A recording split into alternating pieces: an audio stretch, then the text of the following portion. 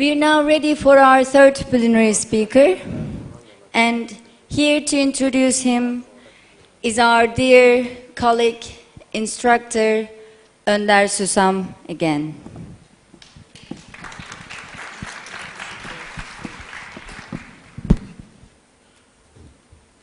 Well, hello again, everyone. The third and final plenary speech of the day will start in a few moments, but before that, I'd like to give some information about our next speaker. He has over 25 years of experience in the ELT field in many European countries and has written coursebooks such as Straightforward and Inside Out. His speech today will primarily focus on how we can use L1 in language teaching to overcome challenges and how the use of L1 can be accommodated within contemporary approaches to teaching. Please welcome Mr. Philip Kerr.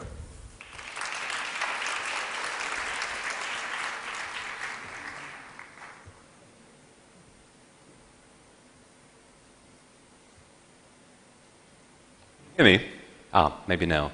Is the volume okay? Okay. Before I begin, I would like to begin with some thanks. First of all, I must thank you for coming. I hope you're not feeling too tired. It's a long day, and we have another day tomorrow.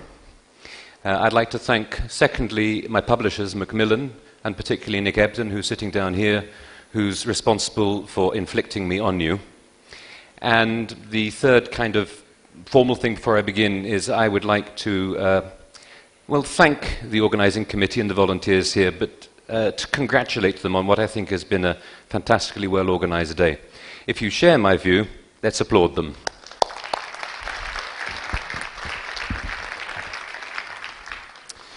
Right, my topic is translation, more generally the use of mother tongue, L1, in the classroom, and I'm going to conflate quite a few things which I ought to separate out. I'm not only talking about translation in what you might understand to be translation activities. I'm talking about the use of L1 more generally, but I will focus mostly on translation type classroom techniques. When you're invited to a conference, you're often expected to give a title and an abstract for your talk really quite a long time beforehand. What happens sometimes is that you give a title and then an abstract, and then 3 or 4 months later, when you have to prepare the talk, you've forgotten what it was you wanted to say. And that probably has happened to all of us, and even on occasions, you've changed your mind so radically you don't want to talk about that topic at all. On this occasion, when I returned to the title and the abstract that I'd given, I looked at it and I thought, the return of translation Mutatis Mutandis, and I thought, well, this sounds like a horror movie. Movies with the word the return of in them are extremely common. In fact, if you go to the IMDb, the Internet Movie Database, there are more than 600 movies with the title The Return of in them. Some of the good ones that I've actually seen, The Return of the Living Dead. Anyone seen that one? Excellent movie. Did you see Return of the Living Dead Part 2? Not quite so good. There are others like Return of Swamp Thing, which is a classic pulp movie, recommend it strongly. Return of the, what was it called? Return of the Killer Bikini Vampire Girls. Anyone seen that? If you want to become famous, you could watch it and then write a review for the Turkish Wikipedia page, because none of these movies have got entries on the Turkish Wikipedia page. It's waiting for you to do it. There are plenty of others. The Return of Dr. X with Bogart, and The Return of the Killer Tomatoes, which is a pretty good one. Before I continue, I would like to ask you, with 1 or 2 people around you, and I'll give you a minute, how many movies can you think of with the return of in the title? A minute. How many can you come up with? Go.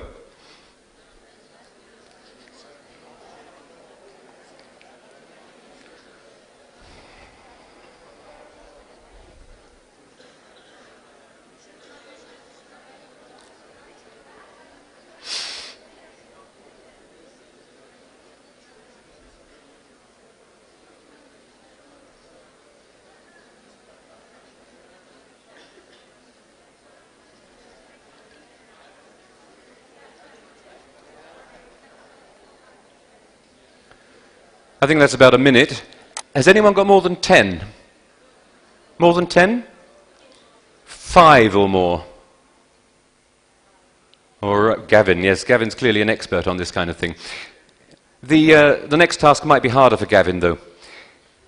Now combine with some more people around you, compare your lists, and then translate them into Turkish. Give you a few minutes. Translate these titles into Turkish.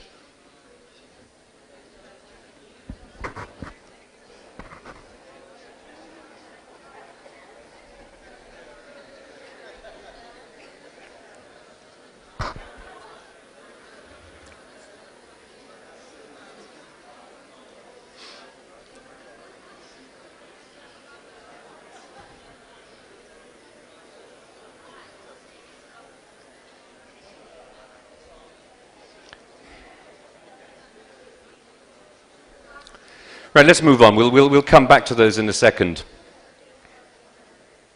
A few years ago when I was traveling around lecturing, I was giving a lecture called Boos and Hoorays.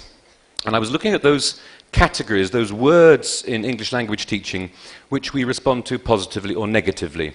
And I asked people in the audience to call out either boo or hooray after I gave them a few words. So I gave them words like authentic, and everybody called out. I called out contextualized, and they said, yes. I called out personalized, and they said, yeah. And then I called out dictation, and it was all boo. And a number of other words, including translation, elicited a whole pile of boos. And the idea then of translation being something negative, like the Killer Rotten Tomatoes or Swamp Thing or The Living Dead Part 2, seems to be quite strong. There is a very, very negative feeling about translation, generally speaking, in the world of language teaching. This, even in some people's views, is almost like a pariah. Guy Cook's book, which I'll refer to quite a few times, he talks about translation as a pariah in language teaching. We do not talk about it. It's terribly easy to imagine translation activities in the classroom done badly. Done badly, they involve a very teacher-centered teacher standing at the front, almost certainly standing, perhaps moving up and down to dominate people from time to time, and asking students to translate a text. And one researcher has coined this, now who will take the first sentence approach. These translation classrooms, of course, do not look like the one in this illustration, because in this picture, the students have all got their hands up. In a more typical and traditional translation classroom, the students will be desperately trying to avoid the teacher's eye contact so they don't get nominated to translate the next sentence. It's easy to picture these kind of exaggerated bad translation approaches. But setting something up in that way doesn't mean that it's necessarily bad. It's very easy to mock something by taking it to extremes. And what I would like to do, if it's necessary for you, is to rehabilitate translation as something which is not necessarily badly done, but can be a very dynamic and modern approach to classroom teaching. The film titles that I asked you to think of earlier on, I imagine that most of them were negative things, things like Swamp Thing, The Living Dead.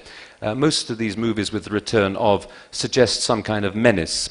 But they're not all like that, and perhaps probably the most famous is this one, Lord of the Rings, Return of the King.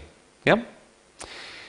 So when I was thinking of these titles myself, I thought, well, okay, that's something positive, and people always say, let's be positive in conferences, not negative, let's not be critical. And when I looked at it, I then thought, well, what I like doing with language is playing around, and I learn a lot of language through translation myself. So I took this title, The Lord of the Rings, Return of the King, and I stuck it into an online translating tool. And this is what I got. I used 3, actually. I looked at the Wikipedia encyclopedia entry in Turkish, because I thought that would be the most reliable. And then I looked at 2 others, Google Translate and freetranslation.com. Well, from the Wikipedia, I got this, which I won't attempt to pronounce. Those of you who speak Turkish will find this probably not terribly interesting, but as somebody who doesn't speak any Turkish, and knowing that I'm going to come back to Turkey, I've been here a few times, I'm feeling a bit embarrassed that my vocabulary is no more than 10 words, probably. But I'm looking at this and I think, actually, this is quite interesting, because if it's Lord of the Rings, that word, which I can't pronounce, FNDC, well, is that the same as Effendi? Because I know this word, Effendi, as a meaning of respect, master or sir. So Effendi is probably Lord. This is what I'm going through in my mind. And if that means Lord, then the other word, the first word, must mean rings. So we've got of rings Lord, or something like that going on. Now, this has already told me quite a lot about the language. It's telling me that the way that you're putting noun phrases together is very different from English. That it's much more like, well, actually even more like French, which is my other language. So I'm beginning to learn quite a bit. Then we've got the return of the king. Well, I have really no idea whether this here says king return or return of the king. But I'm assuming that if it's like the first phrase, it probably is king return. Something like that. That's my guess. Now, I'm finding this interesting. I'm already learning quite a lot about the language, and I'm doing it simply through translation. I thought I'd take it further.